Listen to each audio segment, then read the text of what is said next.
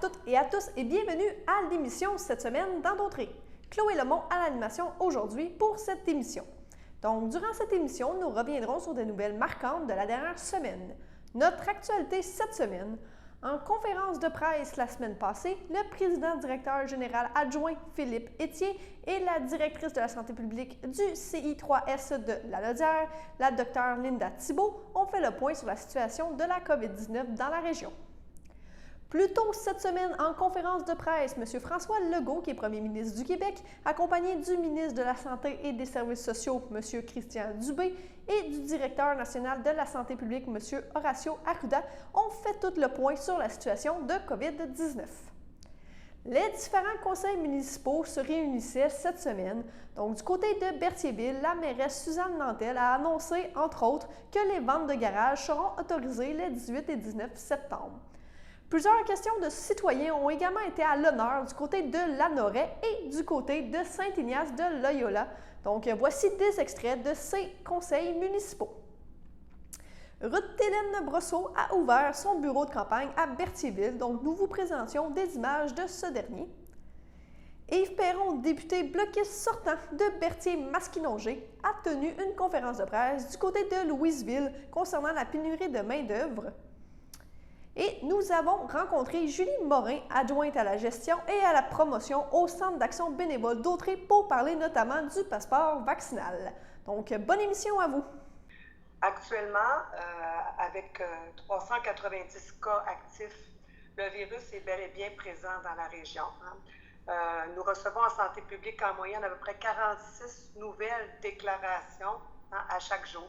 Ce sont des gens qui se sont fait tester et qui sont positifs. Donc, ça peut ne pas paraître beaucoup, comme 390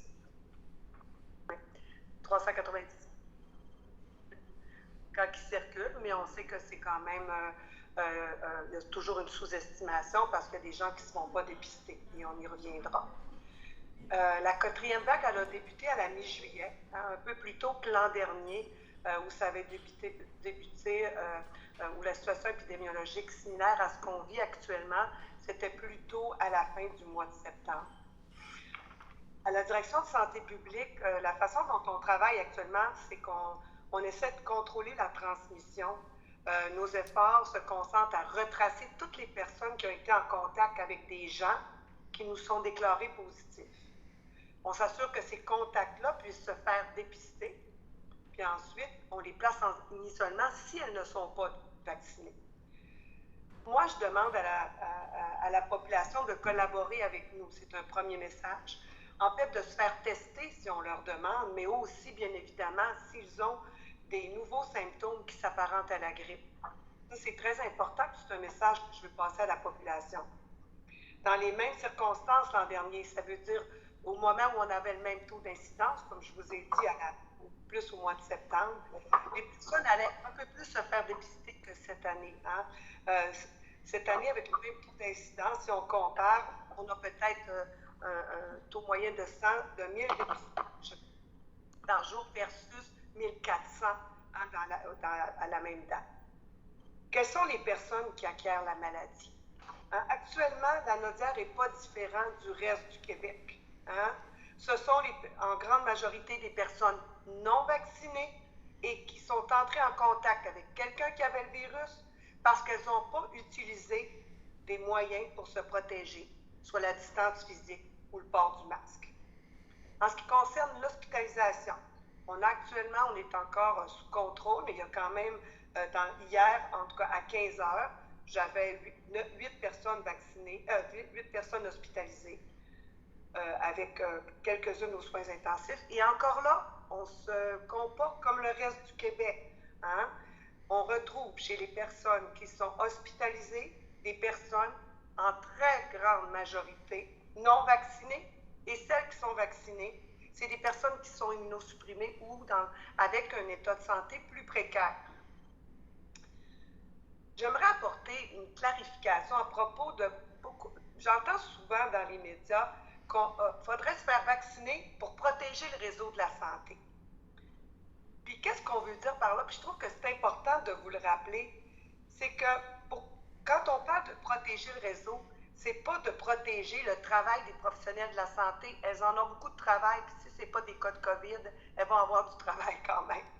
Mais c'est pour permettre à d'autres personnes, par exemple des personnes en attente de chirurgie, des personnes qui nécessitent une hospitalisation pour d'autres choses que la COVID, d'être admis à l'hôpital. C'est de ça qu'on parle quand on parle de protéger le réseau de la santé. OK? Et je pense que c'est très important. Je veux juste vous rappeler que l'ICIS, l'Institut canadien en information de la santé, rapportait dernièrement que c'est 14,9 jours la durée moyenne d'hospitalisation de quelqu'un qui a. Donc, c'est 15 jours, quelqu'un qui a la COVID. Comprenez 15 jours d'occupation de lit en moyenne, souvent plus si la personne est aux soins intensifs et ou même plus si elle est ventilée.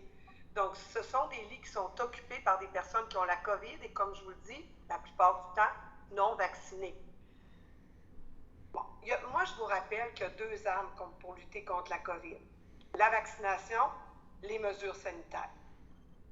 Ce sont ces deux, sur une base individuelle, là, c'est ces deux mesures-là ensemble qui amènent la personne à être protégée à près de 100 %. Okay. Au niveau des mesures collectives, hein, parce que on fait de la médecine collective, là, ce qu'on regarde dans les mesures, c'est qu'il y a des directives sanitaires. Vous vous rappelez, il y a le télétravail qui est une mesure sanitaire. On est allé jusqu'à du confinement. Puis c'est une balance entre les mesures sanitaires puis la couverture vaccinale. Hein, vous vous rappelez qu'on a débuté la pandémie avec des mesures individuelles. Les gens portaient le masque. Ensuite, on a mis des mesures sanitaires. Là, on est allé jusqu'à du confinement pour cesser la première vague. Moi, encore là, j'invite la population à poursuivre des bonnes habitudes au niveau individuel lorsqu'ils veulent se protéger. J'ajouterais à ceux qui disent souvent que la santé publique ou le gouvernement change souvent d'idée depuis le début de la pandémie. Sachez qu'à chaque jour, à chaque semaine, les autorités regardent ce qui se passe ici, ailleurs. On regarde les connaissances, l'efficacité vaccinale, on regarde les modalités pour le vaccin. Donc, peut-être vous dire là, de façon très, très rapide qu'on a quand même un taux de vaccination intéressant dans la Naudière, là, où on a plus de 85 % de premières doses administrées. Par contre, et là, l'important de rappeler le message de Dr Thibault, il y a des catégories de personnes, notamment les 18, en fait les 12 à 40 ans, chez lesquelles on n'atteint pas encore notre taux de couverture souhaité de 75 % et plus. Donc, afin de donner la possibilité à tout le monde de se faire vacciner, puis je tiens à dire qu'on voit depuis quelques jours, probablement en lien avec les mesures là, du passeport vaccinal, on voit une recrudescence là, de prise de rendez-vous dans nos sites. Donc, on continue d'offrir la vaccination avec rendez-vous et sans rendez-vous dans nos sites. Donc, Joliette, Repentigny, Terrebonne. Au niveau du Vaccibus, là, vous vous souvenez, cet été, on a parlé de la disponibilité de l'autobus qui fait de la vaccination itinérante ou mobile. Donc, ça se poursuit. Puis, c'est certain que l'organisation de la vaccination itinérante se fait en fonction d'aller chercher le maximum de gains. Donc, on va vraiment viser dans les catégories de personnes et dans les lieux qui sont fréquentés par les personnes que je vous nomme principalement. Donc, vraiment, les sites là, où les jeunes 18-40 ans là, sont présents. Donc, actuellement, là, on déploie vraiment une vaccination là, très, très pointue dans les sites scolaires. C'est la rentrée scolaire, donc on en profite. Et le Vaccibus, par la suite, va continuer à faire sa tournée en arrimage avec les municipalités et les lieux là, qui sont fréquentés par les diverses populations. Donc, actuellement, je voudrais qu'au niveau des 7 derniers jours, là, comme je vous dis, en lien avec les nouvelles modalités du passeport, etc., on voit une recrudescence. On donne environ en moyenne 1350 vaccins par jour, ce qui est une augmentation là, par rapport à ce qu'on connaissait au mois d'août, au mois de juillet. Là. Donc, ça, c'est une belle nouvelle. Je vous ai parlé de la couverture vaccinale. Il y aura sûrement des questions. Je vous ai parlé du Vaccibus. Et le message, là, je réitère un peu le même message que Dr Thibault, là. Se faire vacciner individuellement et collectivement, c'est un des meilleurs facteurs de protection, jumelé aux mesures sanitaires que Dr Thibault mentionnait. Donc, continuer de bien appliquer le port du masque, la distanciation, etc., le respect des mesures. Mais la vaccination, elle est disponible, elle est encouragée, elle est souhaitée et elle est surtout facile d'accès actuellement. Que ce soit avec l'autobus, avec les sites, avec ou sans rendez-vous. Donc, il n'y a pas d'hésitation. Les gens qui ont des questions, qui voudraient prendre rendez-vous, on les réfère comme avant à la québec.ca, donc la possibilité de prendre rendez-vous par Internet ou par téléphone avec notre ligne 1877, qui est une ligne là, québécoise où la modalité n'a pas changé depuis le début de la campagne de vaccination. Maintenant, on a reçu un avis formel de la santé publique, puis je vous annonce qu'à compter du 15 octobre, tous les intervenants, je dis bien tous les intervenants de la santé et des services sociaux devront être vaccinés, autant ceux du public que du privé. Notre réseau de santé, comme le premier ministre vient de le dire, est sous une pression qui est déjà très grande, particulièrement dans la région de Montréal, et cette pression-là pourrait s'accentuer dans le reste du Québec dans les prochaines semaines. Alors donc, on ne peut pas accepter qu'il y ait des travailleurs qui mettent des personnes vulnérables à risque. Il y en a déjà beaucoup qui sont épuisés, mais en même temps, on ne veut pas en perdre davantage. Et vous lisez comme moi les journaux tous les jours et on en perd régulièrement, malheureusement. Alors, c'est une mesure qui est pour les employés autant que pour les patients. Je le répète, le réseau de la santé doit être sécuritaire. Maintenant, dès l'entrée en vigueur de ce décret-là, les employés qui sont non vaccinés vont être suspendus sans solde à compter du 15 octobre. Allez-y maintenant, donc je parle à tous les employés des réseaux santé publics et privés. Il ne vous reste quelques jours pour vous faire vacciner, parce que si on compte le délai de 28 jours, il faut absolument que vous le faites dans les prochains jours si vous ne voulez pas être suspendu, malheureusement, à compter du 15 octobre. De plus, les personnes qui vont visiter les gens à l'hôpital, les personnes, les proches aidants, les visites, devront maintenant présenter le passeport vaccinal pour accéder à tous nos établissements. C'est une décision qui a été mûrement réfléchie. On va suivre la situation de très, très proche pour voir comment la situation évolue, et je le répète, particulièrement dans la région de...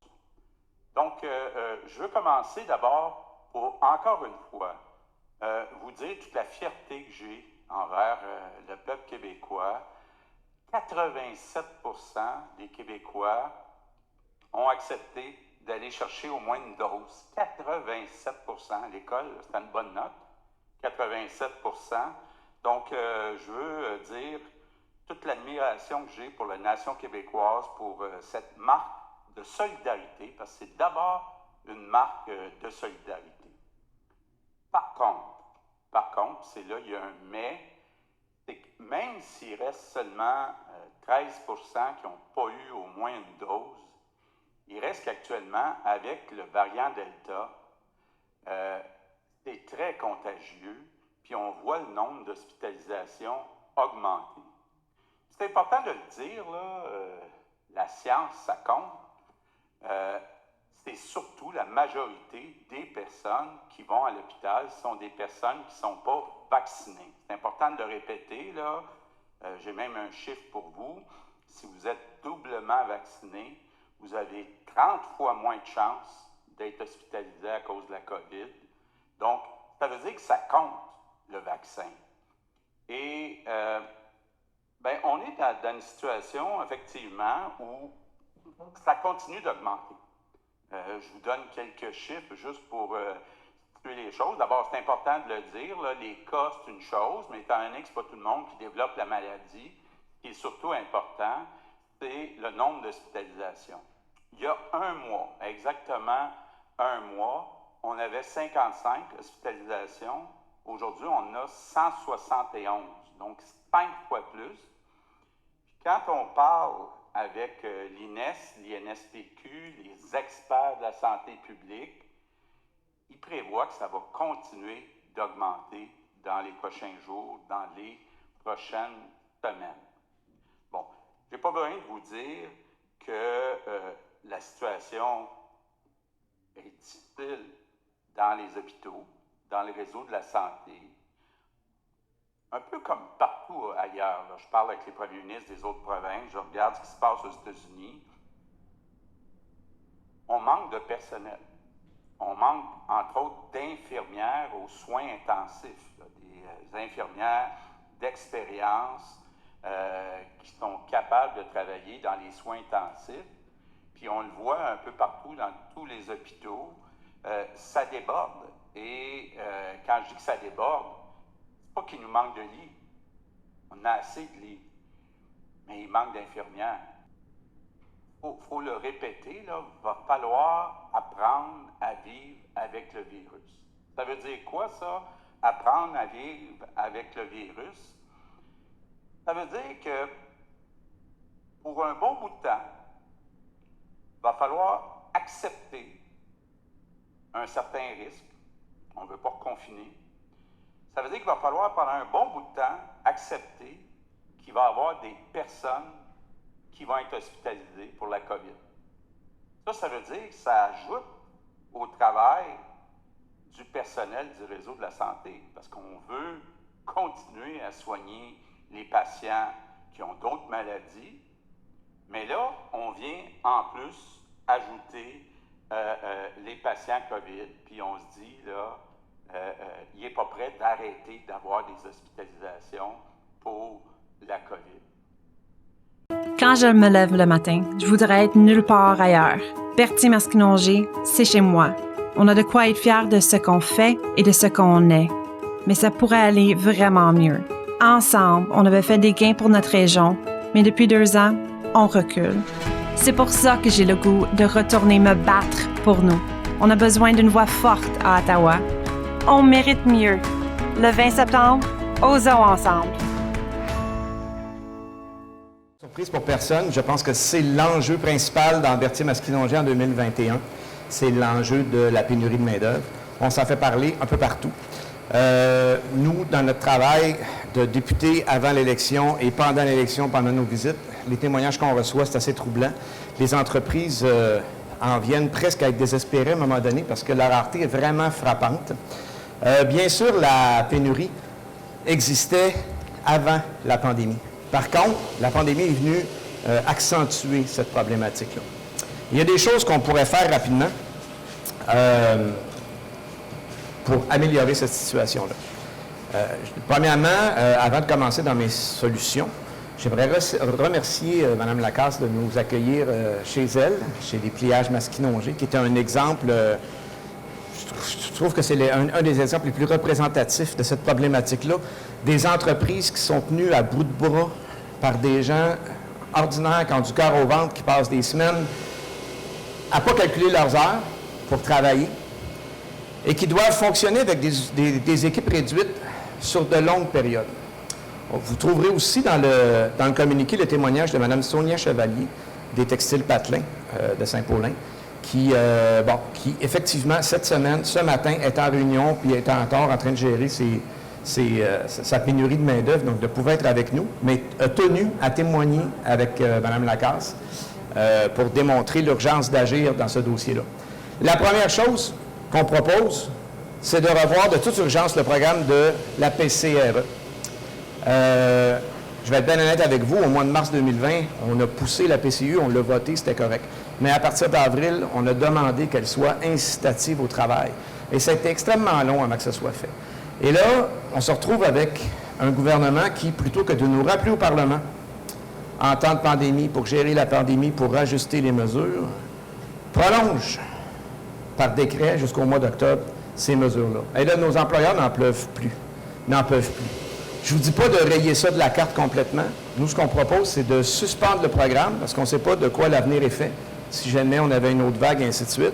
Et il y a des secteurs de notre économie, comme le monde culturel, par exemple, qui en ont encore de besoin. Par contre, pour les entreprises comme ici, les Pliages Masquinongé, là, la PCRE, c'est vraiment un empêcheur de tourner en rond. C'est une plaie, ça coupe la disponibilité des travailleurs de façon importante.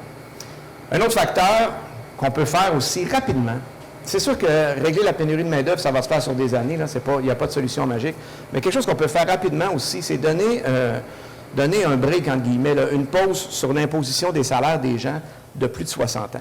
On en a, puis on en a même quelqu'un dans l'usine ici qui m'a témoigné, qui continuait une année, qui aimait travailler, qui n'avait pas le goût de s'en aller s'ennuyer chez eux parce qu'il est éligible à la retraite. Puis, cette personne-là n'a pas la possibilité de prendre sa retraite puis de continuer à venir faire du 2-3 jours semaine. parce que ça ne vaudra pas la peine. Tu sais, c'est bien beau d'être travaillant dans la vie, mais encore faut-il que ça te rapporte quelque chose là, en bout de piste. Donc, je pense qu'on pourrait réduire l'imposition, augmenter le crédit d'impôt pour les gens de plus de 60 ans. Les gens qui ont le supplément de revenu garanti aussi, on peut augmenter l'exemption que ces gens-là ont pour ne pas qu'ils soient pénalisés. Puis peut-être que si ces gens-là viennent faire 2-3 jours semaine, bien, ça va donner un peu d'oxygène à nos entreprises.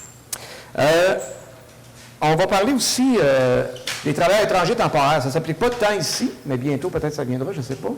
Mais chez Textile Patelin, on a eu plusieurs problématiques dans la dernière année. Des travailleuses, des couturières.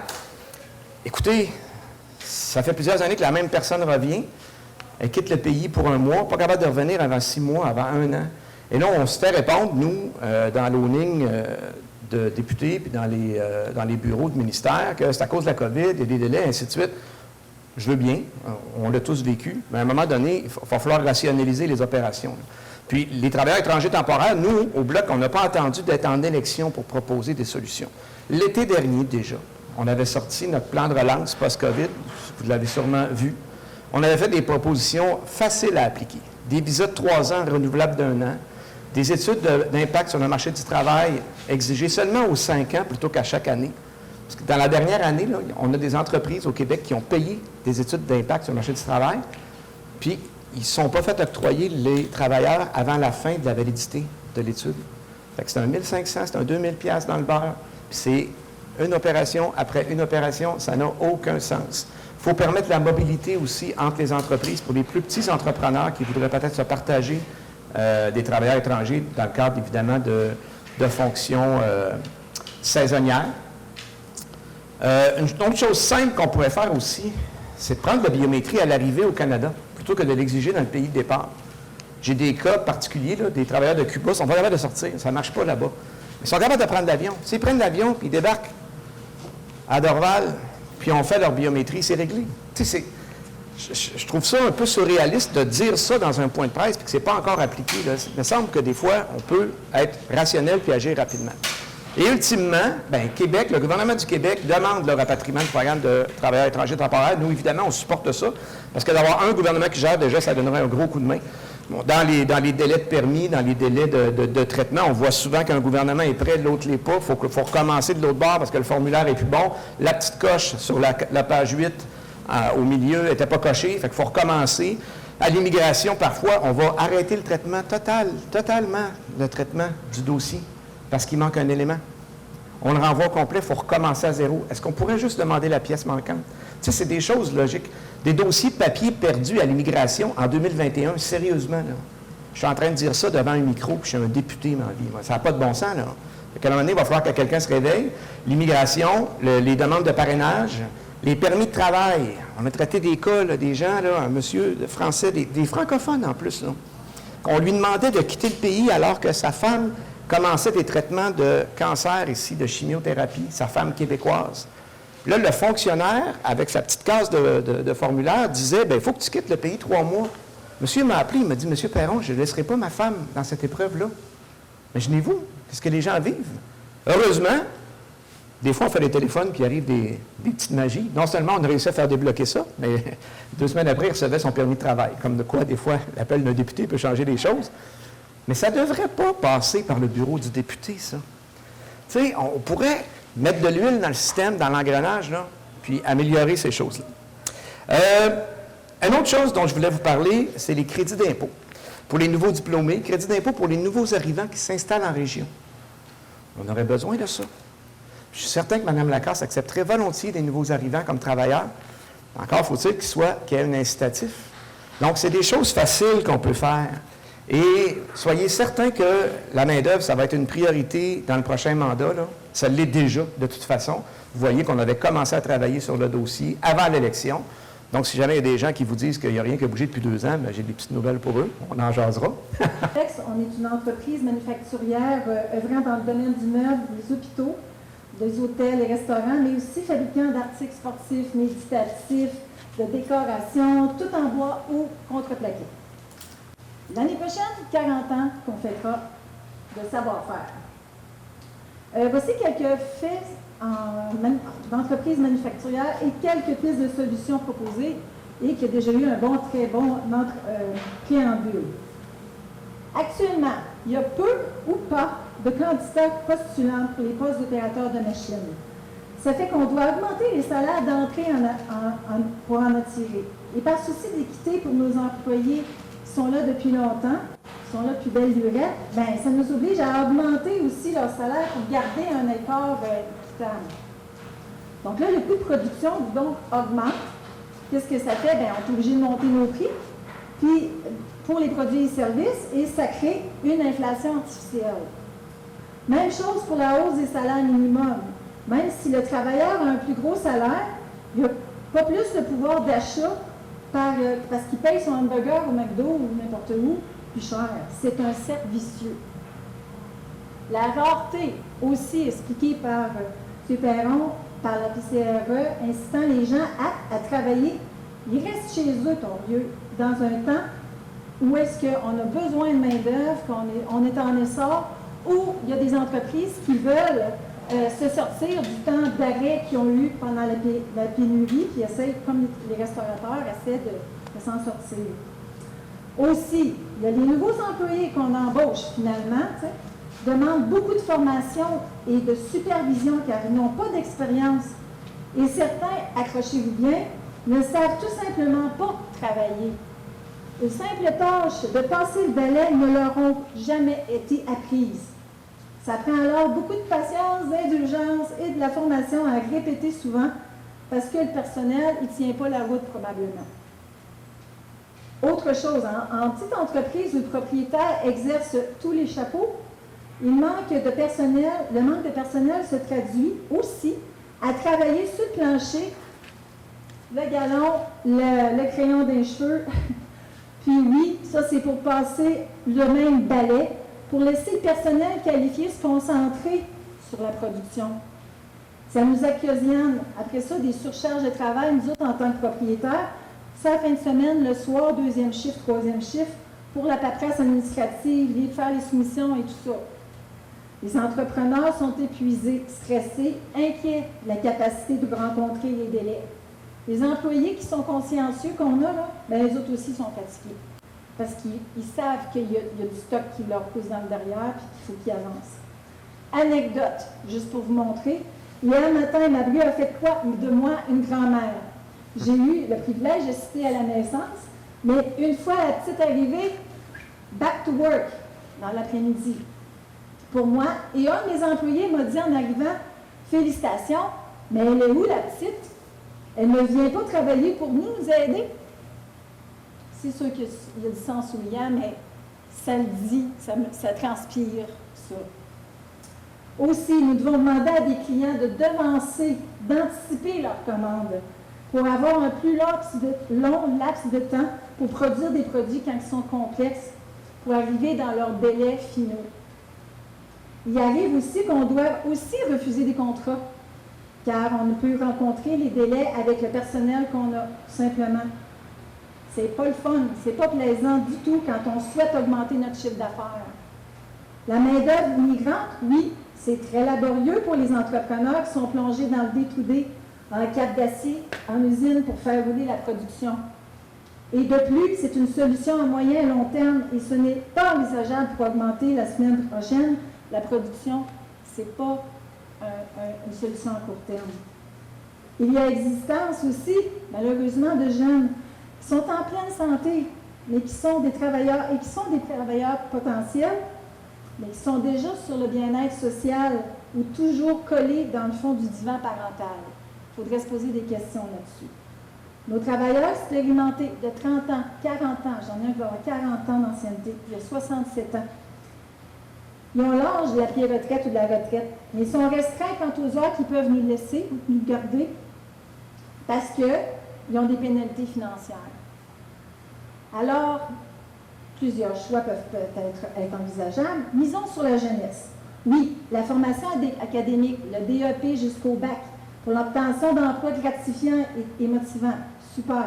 Peut-être qu'alléger le fardeau financier post-études favoriserait un bassin plus élevé d'étudiants. Ces diplômés sont importants, bien sûr, mais il reste du savoir-faire. Je m'explique. Qu'en est-il du savoir-être et du savoir-vivre? C'est une grosse lacune que j'ai en tant qu'embaucheuse de personnel. L'éducation commence à la maison. Dès le jeune âge, et les bonnes valeurs apprises doivent être consolidées à l'école. Le respect, la fiabilité, la communication, la ponctualité, la valeur de l'argent pour les efforts qu'on fait, qu'on fournit, la bonne entente, la fraternité, puis le cœur au ventre. Le cœur au ventre. N'oublions pas que ces enfants seront les futurs travailleurs, les futurs parents.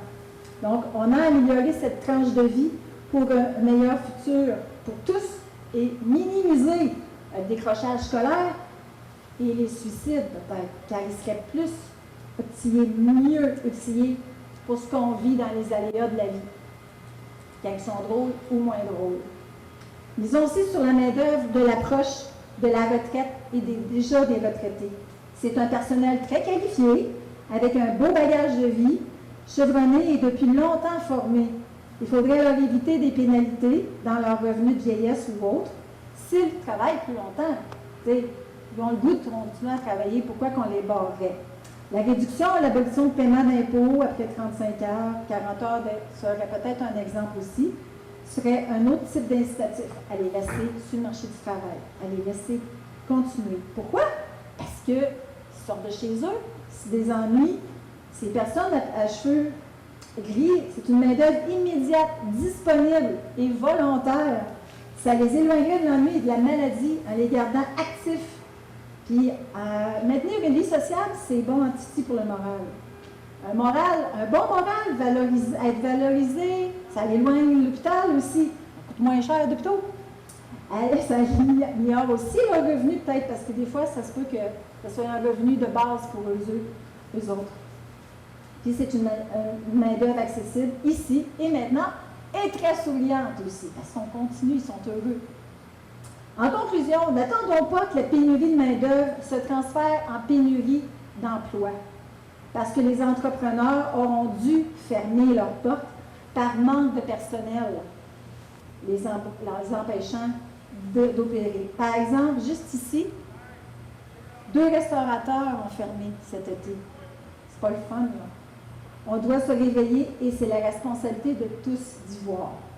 Je vous remercie beaucoup pour votre écoute attentive. Je suis contente que vous ayez été là, puis de voir que j'espère que j'ai apporté un petit peu plus d'exemples sur ce qui était le but aujourd'hui dans la réalité du quotidien des entreprises manufacturières et autres, et de voir aussi l'impact que ça a sur les décideurs sur nos entreprises.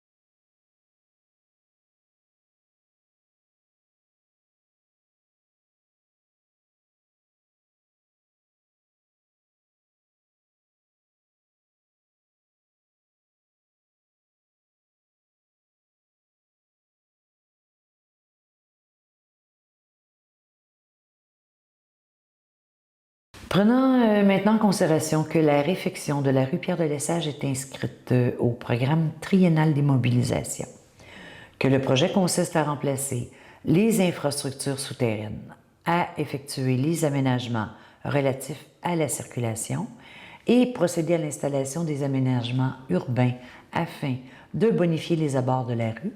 Nous avons octroyé à la firme Évoque Architecture le contrat de service en architecture de paysage pour la réalisation de l'étude d'avant-projet de la réfection de la rue Pierre-de-Lesage au coût de 14 600 $. Et nous avons aussi autorisé une appropriation du montant net de la dépense à même notre surplus budgétaire. Au point 5, au point d'information, j'ai quelques petits points qui concernent des questions qui ont été posées à la dernière séance du Conseil dont j'étais absent.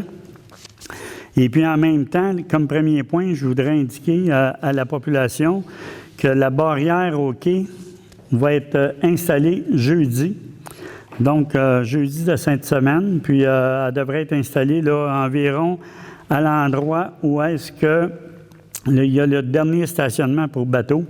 Ça devrait être là qu'elle va être installée environ. Là, c'est sûr qu'on n'a pas de plan d'ingénieur là-dessus. Là. Concernant la piste cyclable ainsi que les traverses des piétons, je vous dirais qu'on a eu une rencontre le 21 octobre 2019 avec Mme Proulx, qui est députée de Berthier. Et puis, j'étais accompagné de Mme Castonguay.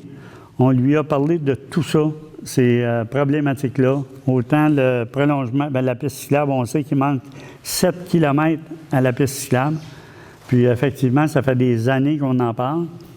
Concernant les traverses de piétons, autant au coin de José et Notre-Dame, les premières demandes qu'on a faites pour la traverse des piétons, José et Notre-Dame, le ministère des Transports nous les refusait en disant que il y avait une courbe avant, c'était dangereux. Donc, il nous proposait la rue Rondeau. Mais suite à ça, il n'y en a jamais eu. On a renouvelé nos demandes à plusieurs reprises. Et puis, je vais vous en faire part d'ailleurs. C'est pas dans l'ordre parce que j'ai sorti ça là, comme je les avais. D'ailleurs, en juin 2017, j'avais déposé une pétition. C'est moi-même qui l'avais déposée, la pétition, à la pharmacie et au marché Richelieu concernant la traverse des piétons, parce qu'on sait qu'on a beaucoup de commentaires concernant cette traverse-là. Conseiller municipal, puis je pense que c'est en 2010, là, il y avait eu de quoi qui avait été présenté à la population. D'ailleurs, la première mouture avait été refusée, puis le ministère des Transports était revenu avec une deuxième mouture. J'en ai discuté avec M. Thibault, directeur au MTQ pour notre région. M. Thibault, il n'est plus là. Surtout que les opérations cadastrales ont déjà été faites et que plusieurs citoyens ont déjà été payés pour l'expropriation des terrains concernés. Donc, les acquisitions sont déjà en cours depuis longtemps. Là, j'y posais des questions. Question 1. L'argent des contribuables déjà dépensé l'a-t-il été pour rien? Question 2. Attendons-nous un accident mortel pour être en réaction? Question 3. Nous, élus par la population, ne sommes-nous pas là pour s'assurer que ce ministère donne enfin les services et agisse en fonction des besoins que la population est en droit de recevoir en toute légitimité? Question 4. Comment expliquons-nous à nos citoyens que la portion de 7 km de la route verte la plus dangereuse se trouve sur le territoire de la ministre du Tourisme? Surtout avec l'engouement de la population pour l'environnement ainsi qu'une qualité de vie saine et en santé, quoi répondre? Il s'agit d'un enjeu de sécurité de première importance. Bonne fin de journée, Mme Noël. Je compte sur votre précieuse collaboration. Parce que ça, j'avais répondu à sa lettre suite à la réponse du MTQ qui me disait « Bonjour, M. Jean. Je vous transmets ici la réponse du ministère des Transports du Québec. Nos programmes ne permettent pas de réaliser un tel projet et les coûts seraient sûrement trop élevés par rapport aux sommes qui se trouvent dans le programme pour la route verte. Le projet qui avait été élaboré en 2012 a été laissé de côté pour une raison que j'ignore. La grande difficulté était les nombreuses acquisitions à effectuer parce que l'emprise du ministère ne permet pas d'installer une piste en site propre. Voilà où nous en sommes à l'heure qu'il est. Je te tiens au courant si quelque chose bouge. » Il disait « je te tiens », il s'adressait à la députée ou à l'attaché politique. Donc, merci de votre attention et soyez assurés que si nous avons de plus amples informations, je vous les transmettrai sans délai. Donc ça date du 12 septembre 2019, sa réponse. C'est suite à ça que j'avais écrit là, au ministère. Donc aussi, j'aimerais vous mentionner, suite à tout ça, la séance le mercredi, le 3 juillet 2019, à la MRC de Dautré, il a été adopté une résolution qui appuie à la municipalité de Lanoraie, sécurité de la route verte. On va commencer présentement. Je vais demander, j'ai appelé la ville. Conseil d'urbanisme, ils m'ont dit de regarder le règlement 1083-2017. J'ai vérifié plusieurs articles. L'article 25G, l'article 25H. L'article 25G. Ce propriétaire va être au-dessus de mon terrain de 3 pieds. Est-ce que le PIA a fait sa job, première des choses? Écoutez... La grandeur de la maison, vous avez des règlements au niveau du PIA. J'ai déjà fait partie du comité. Et je trouve ça aberrant que le PIA n'a pas porté attention à ça. Vous parlez de la grandeur de la propriété? Je parle de la grandeur de la hauteur, parce que là, il est de mon côté, et du côté de l'autre bord aussi, de mon côté, il va être à 3 pieds plus haut. Donc, qu'est-ce qui ramasse les autres? Est-ce que vous lui avez demandé de bâtir un mur? Un muret de soutien? Ce que je voudrais mentionner là-dessus, c'est que le plan d'intégration et d'implantation architecturale ne concerne pas le règlement normatif. Non. Dans le règlement normatif... C'est bien marqué dans votre document de décision de table que c'est à déconseiller d'être plus haut que les voisins avoisinants. C'est bien marqué que la grandeur de la maison au niveau des maisons avoisinantes ne devrait pas être 3 fois plus grande, etc. C'est tout marqué. Il ne devrait pas, je vous dis, est-ce que vous aviez vérifié première des choses? Et là, il a installé un poteau électrique privé qui est à 4 pouces de chez nous. Même pas 5 pieds du poteau électrique de l'hydro, qui devrait être à 5 pieds. Est-ce qu'il y a eu un permis pour ça? Je n'ai pas vu de demande dans vos réunions. Bon, écoutez, là... Moi, je dois me poser un poteau n'importe où. Électrique? Je ne sais pas, je veux dire, écoutez, moi, là, vous me remettez ça... Elle m'a dit oui. Alors, quand ça va être construit, s'il y a des vis cachées, tu seras prêt avec. Ben, c'est ce que je vous demande là-dessus. De revérifier vos permis que vous lui avez donnés. Ben, je vais soumettre ça à la... Je n'ai pas pu vérifier votre... Je vais soumettre ça à l'urbanisme. Là, je sais qu'il n'y avait pas de dérogation. À l'urbanisme, je n'ai pas de réponse. Oui, bien là, fait... Oui, bien... Pourquoi, moi, mettez-moi le fou, je vais ramasser mon eau comment? Écoutez, je vais remettre ça à l'urbanisme, là, mais moi, c'est la seule réponse que je peux vous donner. Parce qu'on est en train de construire, mais attendez pas qu'il ait fini. On pourra... Là, vous allez dire, il est trop tard. Quand j'ai passé, moi, j'étais avec ma fille qui est justement sur le bord du fleuve, mais ailleurs, où eux autres, la protection des berges, là, c'est très respecté. La question qu'elle a posée, elle dit, est-ce qu'ils ont respecté les berges? Mais là-dessus, écoutez, je vais prendre la question de monsieur, puis je vais en parler à l'urbanisme, là, mais moi, ce que je sais, c'est qu'il n'y a aucune dérogation qui avait été accordée dans ce dossier-là. C'est un dossier que ça fait quand même... Pardon? Moi, ça m'a pris trois demandes au PIA pour avoir une couleur sur ma maison extérieure. Oui, c'est sûr que je vous dirais que c'est... Ces demandes ont été acceptées. Moi, je sais une chose, c'est qu'au niveau normatif, je veux dire, c'est pas le PIA. Le PIA s'applique pour l'apparence des propriétés. Puis, c'est ça. En tout cas, on va regarder ça. Oui, madame. Bonjour, moi je m'appelle Charles, je suis un nouveau résident de Saint-Ignace-de-Loyola depuis le début de l'été. Ma raison de ma présence aujourd'hui, c'est que j'ai une succession d'événements qui font que j'ai une inquiétude au niveau des ponceaux qui viennent jusqu'à Saint-Ignace-de-Loyola. De ce que je comprends, c'est que c'est une juridiction provinciale, c'est une route à numéro, fait que c'est le Transport Québec. Moi, j'habite le bloc littéralement en face du traversier. Et moi, je vois les camions de bois, là, puis j'exagère même pas, là, probablement une centaine d'heures qui passent sur le traversier.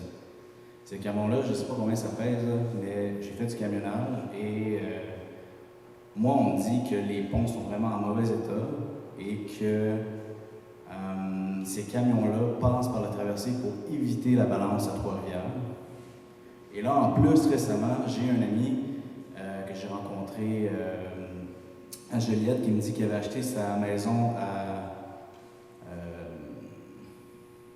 Brandon, Saint-Gabriel de Brandon, parce qu'il avait, au début, il considérait Saint-Ignace-de-Loyola, mais en sachant que les ponts étaient en très mauvais état. Puis là, en plus, les inspections que j'ai vues tantôt, aujourd'hui, là, ça fait beaucoup de choses. Puis je commence à avoir beaucoup d'inquiétudes au niveau qu'est-ce que vous savez sur l'état des ponts? Est-ce que le gouvernement du Québec a l'intention de faire des réparations? Parce que là, c'est des ponts qui sont écrits interdits sur poids. Je ne pense pas que c'est respecté pantoute. Moi, je ne vois pas de bonne barre non plus. Je veux savoir, qu'est-ce que vous savez? Si on parle des ponts, là, moi, j'ai fait deux sorties à l'actuel. J'ai fait une sortie dans l'action que M. Bellemare est venu, je l'ai dit. Les ponts, ça fait 40 ans que l'atelier des ponts n'a pas été refait. Okay. Ils viennent ici, là, ils regardent en dessous, ils se font remarier. Okay. Puis dernièrement, j'ai fait une sortie dans le Journal de Montréal. Vous avez fait ça dans le Journal? Oui, puis j'ai été avec le journaliste, puis je lui ai montré.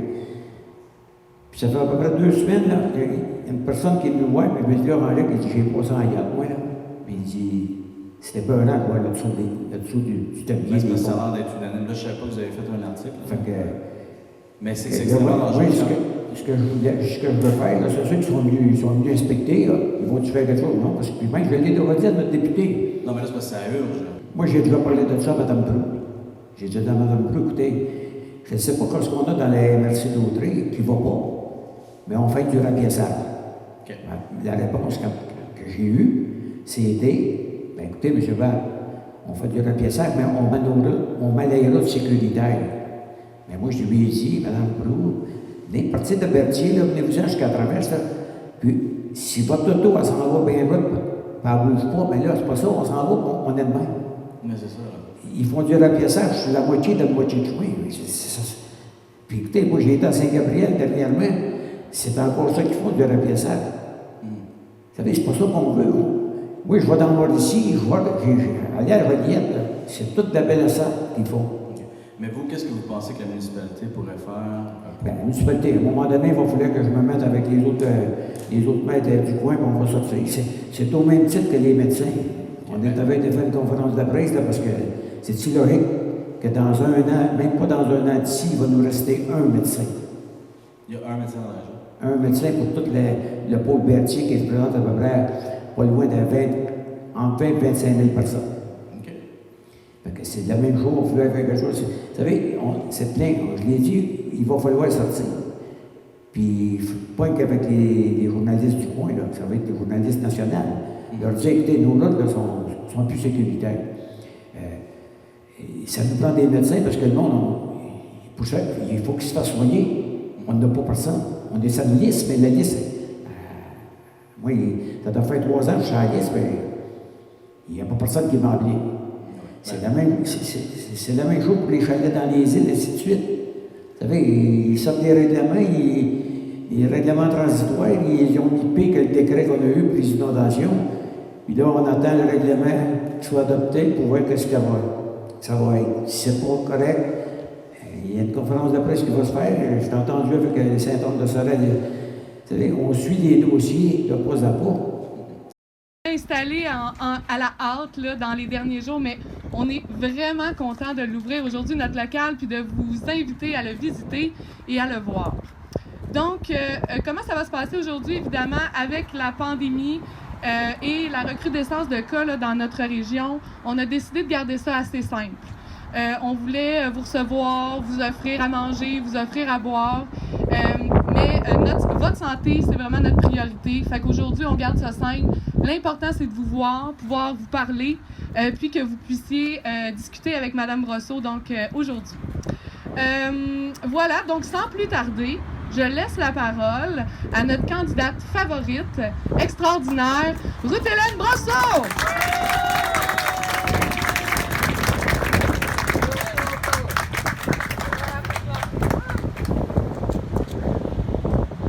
Merci Charlène. Ça, c'est ton kit de karaoké? Oui. Je chante pas, hein? Parce que si je chante, vos oreilles vont saigner. Merci tout le monde d'être là. Ça me fait vraiment chaud au cœur de vous voir. Pour vrai, il y a des visages que j'ai pas vus en personne, chair et os, depuis 2 ans. Ce sont des gens aussi qui étaient là lors des campagnes 2015-2019. Et merci d'être là encore aujourd'hui pour l'élection, la campagne qu'on vit présentement. merci à tout le monde qui a travaillé fort pour monter le bureau de campagne. Vous avez fait ça extrêmement vite. Je veux souligner la présence de Danny Gélina du syndicat de l'impôt. Merci tout le monde d'être là aujourd'hui. Donc, ça y est, ça fait un petit peu plus qu'une semaine que j'ai annoncé, je me suis déniaisée. Est-ce que je suis folle? Je sais pas. Mais j'ai annoncé que j'avais l'intention de me présenter comme candidate du NPD dans Berthier-Masquinongé. Tout a déboulé vraiment rapidement. Il fallait qu'on signe les papiers, l'acte de candidature. On est arrivé au bureau de campagne avec 200 cucs. Merci à tout le monde qui a contribué parce que quelques jours plus tard, j'étais approuvée pour être candidate lors des élections. Mais pourquoi que je voulais me porter candidate? Pourquoi me lancer dans cette folie qui est la politique fédérale? Je me lance parce que je vous aime. Je vous aime tellement. J'aime les gens. Je me suis ennuyée tellement depuis 2 ans. Puis pendant la pandémie, c'était pas facile. C'était pas évident. Plein de monde. Puis je voulais me représenter, trouver des solutions, proposer des solutions, puis avoir de l'action pour les gens de chez nous. Je veux aussi souligner qu'aujourd'hui, c'est la fête du travail. Donc, je veux une pensée et remercier tous les travailleurs et les travailleuses qui ont travaillé tout au long de la pandémie, des travailleurs extraordinaires, des gens dévoués, des gens déterminés. Ça nous prend un gouvernement qui va vraiment défendre les travailleurs et les travailleuses. Que ce soit l'assurance chômage, notre centre fiscal à Shawinigan, conserver ces emplois-là, le bilinguisme. Il y a beaucoup de travail à faire. Puis, j'ai le goût de me battre encore pour les gens de Berthier-Masquinongé. J'ai le goût de faire bouger les choses, de me rapprocher des gens et avancer. Depuis 2 ans, j'ai eu la chance de travailler à la ferme. Honnêtement, il n'y a rien que je ne fais plus, que je ne fais pas à la ferme. Tu peux demander à mon chum, là. Je fais de tout. Puis avec cette expérience-là, en agriculture, en entrepreneuriat, je pense que je vais être une voix encore plus forte à la Chambre des communes pour défendre vos intérêts. Ce temps-ci, avec cette élection, je pense qu'il n'y a personne qui voulait se retrouver en élection. La seule personne, c'est évidemment le premier ministre sortant, je ne vais même pas dire son nom, là. Encore aujourd'hui, il n'est pas capable de nous dire pourquoi on est en élection, sauf pour ses propres intérêts personnels. T'sais? Il ne voulait plus travailler avec les autres partis politiques, puis c'est plate. Mais c'est le moment où on doit vraiment retrousser nos manches et travailler fort ensemble. Il ne faut prendre rien pour acquis. Puis les décisions qu'on prend aujourd'hui, ça affecte les futures générations. Ça affecte nos enfants, nos petits-enfants. Ça peut être pour l'environnement, ça peut être pour l'économie. Mais les décisions sont importantes. Puis j'ai vraiment, vraiment espoir qu'on va faire une bonne campagne. Je sais qu'on va faire une maudite bonne campagne. Mais on va le faire ensemble, puis on va avoir du plaisir.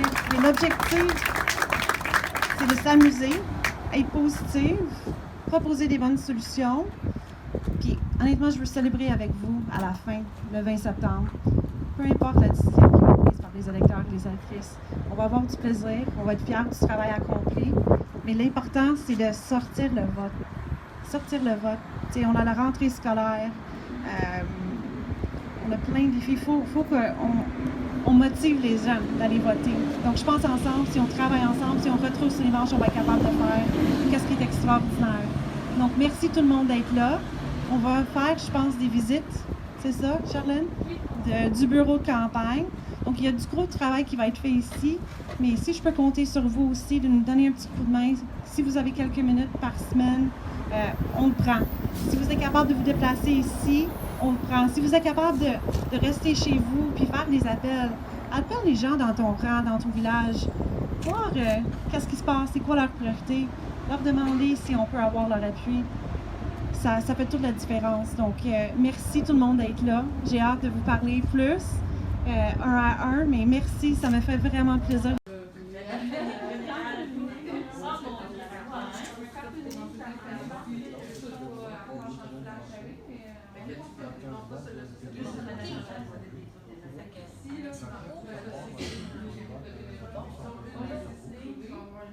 Oui, ça va bien, merci. En ce début du mois de septembre, vous êtes occupé. Oui, tantôt, on a parlé de la campagne de financement, de socio-financement, oui. Mais nos aînés sont actifs et ils veulent participer. Et pour participer, maintenant, notre gouvernement, les mesures sanitaires ont dit qu'il faut avoir un passeport vaccinal. C'est pas tout le monde qui a un cellulaire, c'est pas tout le monde qui a un cellulaire intelligent, là, comme on dit, qui sont adaptés. Donc, vous offrez un très beau service aussi encore au CABA, comme toujours. On se rend compte qu'on répond vraiment à un besoin. On est vraiment content. Ça a débuté, je pense, le 31 août environ.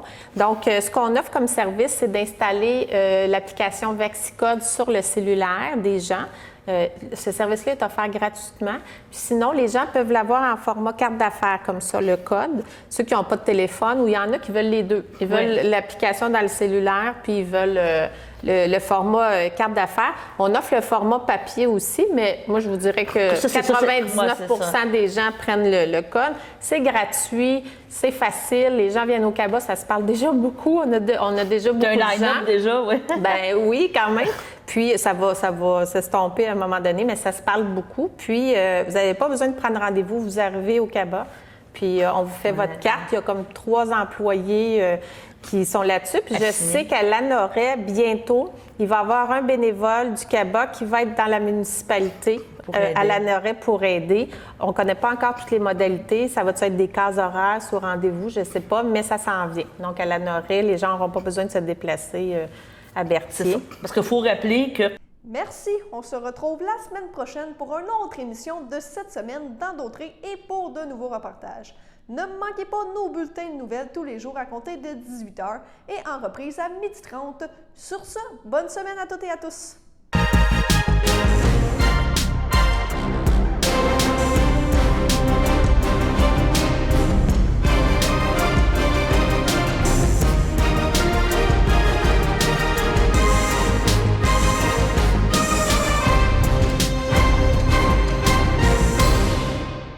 Je m'appelle Mathieu et j'ai une amputation au pied droit.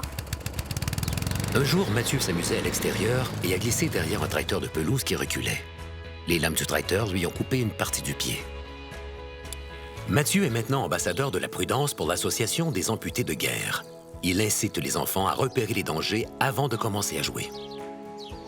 J'ai un message très important pour tous les enfants. Jouez prudemment! Quand je me lève le matin, je voudrais être nulle part ailleurs. Berthier-Masquinongé, c'est chez moi. On a de quoi être fiers de ce qu'on fait et de ce qu'on est. Mais ça pourrait aller vraiment mieux. Ensemble, on avait fait des gains pour notre région, mais depuis 2 ans, on recule. C'est pour ça que j'ai le goût de retourner me battre pour nous. On a besoin d'une voix forte à Ottawa. On mérite mieux. Le 20 septembre, osons ensemble.